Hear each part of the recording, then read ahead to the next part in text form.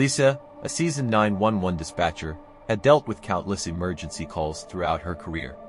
Most were routine accidents, medical emergencies, domestic disturbances, but every so often, she'd get a call that sent a shiver down her spine. It was just part of the job, but nothing could have prepared her for the call she would receive one stormy evening. The man on the other end of the line was eerily calm.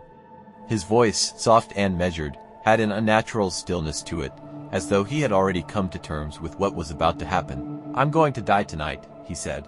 His words echoed through the phone, sending a chill down Lisa's spine.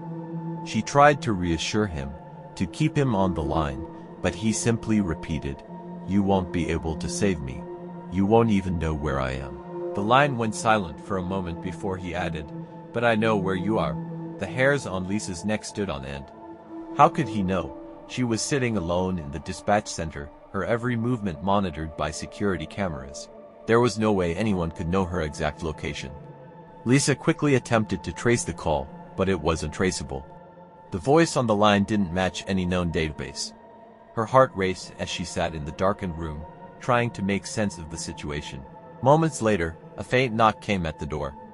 Lisa's hand trembled as she reached for the door handle, opening it slowly. There was no one there. Only a small envelope, addressed to her in neat handwriting. Inside, a photograph of her house, taken from a nearby alley, stared back at her. The phone rang again, and Lisa's pulse quickened. "I'm here," the voice whispered before the line went dead.